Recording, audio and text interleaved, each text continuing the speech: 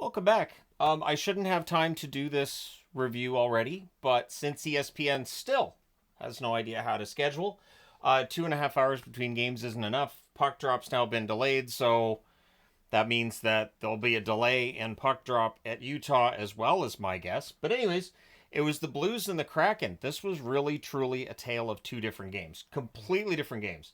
Binnington versus Grubauer, and Binnington earns his MVP stripes in the first period of this game. In terms of the best player in the game, I think it was Jordan Binnington. So Buchnevich has a rush chance that's kicked aside. The light then comes on, but Kyrou hit the post. The puck didn't go in the net there. Kyrou, though, was going to have a pretty good day. Tolvanen misses one wide on a net drive. Then there's a net feed to Tanev. That's blocked. The Kraken press at 2.5 minutes. Beniers is denied from the inner slot. The rebound's cleared. The Blues press at 4 minutes, but they're kept to the outside, and that was the storyline today, where when each team was playing defensively really pretty darn well, that's how it worked. The play was kept to the outside. The shots are 3-1 for Seattle at 5 minutes. Blues press at 6.5 minutes. Again, they're not able to get to the net and get prime chances. The game slows down. We get lots of whistles at this point. I honestly started to feel like, okay, it's early in the season. This could be kind of ugly, but it doesn't stay that way. So Tanev has a rush chance that's held. Evans has a screenshot that's kicked to the corner. The hitting's picking up halfway through the period. Stevenson's denied on a 3-on-2. Schwartz then has a chance right after that deflects out. Borgen to Schwartz near miss. So you're seeing Seattle's getting opportunities. They just are not able to get that key first goal at this point in the game. Blues press. Kraken blocks some more. Borgen to Beniers. There's a near miss there. Kraken press with 5.5 minutes left. The Blues survive what's an extended defensive shift. So that's really good defense by St. Louis and timely saves by Binnington as well. Most of the plays in the Blues end, but it's still scoreless, so it's fine. Bjorkstrand has a rush chance that deflects out. The Blues go over 10 minutes without a shot, which was a storyline last year, and here we are early in this season, and it's on the board this year as well. Things get pushy and punchy on a hold by Binnington. The Blues finally get some pressure with 2.5 minutes left. It's still a challenge getting to the net, but there's a little bit of something there. Teams trade last-minute turnovers. Decent first period, but the Blues need more opportunities. They just weren't getting them. So it's 0-0 after one. Second period, the score is no longer scoreless 27 seconds into the period when Vince Dunn, on a beautiful play, he buries a rebound on a rush. Eberle with the assist. It's 1-0 for Seattle. Kraken press for another. Borgen has a shot kicked aside. It's all Seattle in the early minutes. In fact, at 2:18, off of a face-off win, Tolvanen fires one, or tips one in. Evans had fired it past the screen, so Tolvanen gets the tipped-in shot from Evans and Borgen at 2 minutes and 18 seconds. It's 2-0 Seattle, and honestly, the shots are 7-0 for the Kraken 3.5 minutes into the period. This was just all Seattle. It was all their game. Walker's denied on a rush. Montour has a slap shot that's held, and you know that they can't allow another, and this is where Binnington kind of takes over the game. Parayko has a screenshot that's held. Grubauer, good when tested to this point in the game, but it's going to be a talking point coming out of this game as well. Too many back passes and a Kraken rush. It looked like rugby out there. Back pass, back pass, back pass. It's not how that works in the NHL. Not anymore. Maybe in the 1920s, right? When they weren't allowed to have offensive pass, like forward passes in the offensive zone. Then there's an offside that wipes out a 3-0 goal by the Kraken. Well, because you fired the puck after the whistle, Blues want to have a chat about it. So a bit of a brawl breaks out. Toropchenko kind of dances with Yanni Gourde more than anything. I don't know how they got 5 minutes for fighting, so they gave each 5 minutes for dancing. I didn't see enough punches to warrant it being called a fight. Yanni Gourde's just grinning the whole time, so I guess 5 minutes for grinning. The ref's told that he sucks. The play stays 5-on-5, so 2 members of each team are taken off there. Neighbors then has a slot shot that's held. Holloway is robbed on a turnover opportunity. There's a brief press by the Blues. Bjorkstrand's denied from the right circle on a turnover. Teams exchange rushes. The Blues press, draws them a power play. And you could see the emotions were rising, and this is where St. Louis starts playing their game. Kyrou on the power play early in it at 13:41. He backhands one in on a net drive. Nice rush leads to that net drive. Thomas and Falk with the assists. And then the Blues are looking to tie it, and they do. At 15:19, it is Broberg. There's those offer sheets. Falk and Holloway with the assists. So both players who got offer sheets from St. Louis get on the board today. Broberg with a goal, Holloway with an assist. If you're a Blues fan, you'll take that.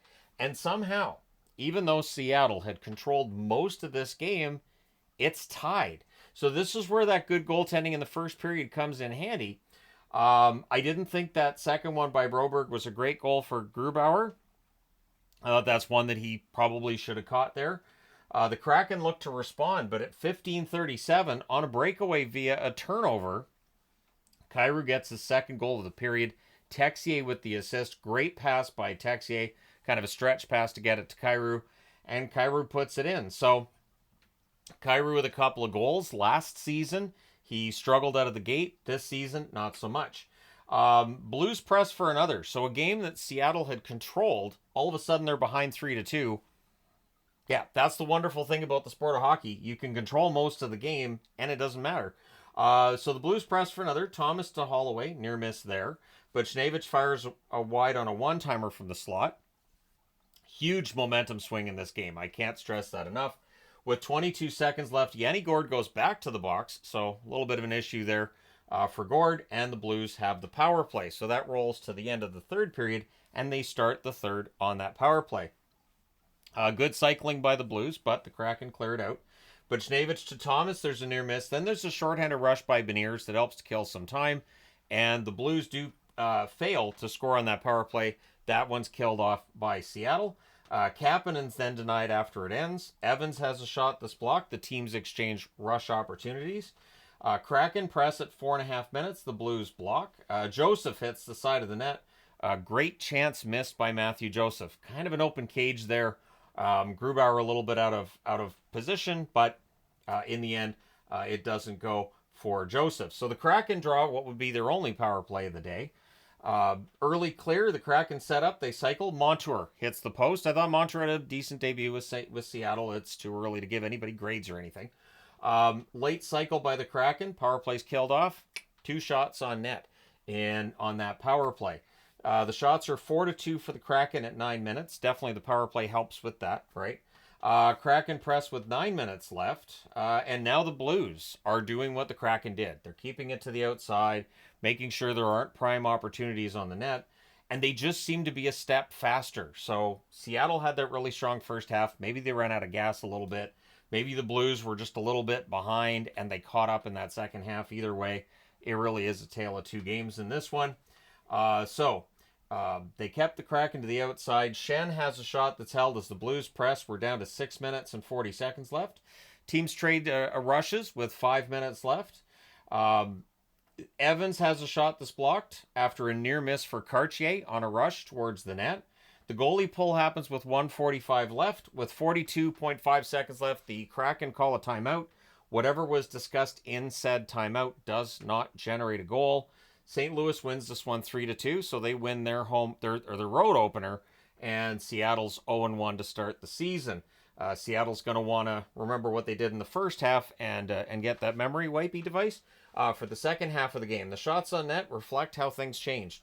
11-6 Seattle in the first, 17-13 Seattle in the second, 6-4 St. Louis in the third. So only 4 shots generated by the Kraken in the third period. Final shots 32-25 for Seattle. Power plays, St. Louis 1 for 2. Seattle 0 for 1. No hits are on the app, so I'll go with faceoffs. We'll talk about faceoffs a bit. Seattle was good early. St. Louis was good late. So this is part of why the game switched. 56.3% of the faceoffs were won by the Blues, leaving 43.7% for Seattle. Binnington saves 30 out of 32 at one end. Grubauer saves 22 out of 25 at the other. So there you go. Binnington helps to steal one today. He was really good when he had to be. And then late in the game, St. Louis rewards them and they get the win. Let me know your thoughts in the comment section below as always. Don't forget to hit like and subscribe in the event you've not done so already.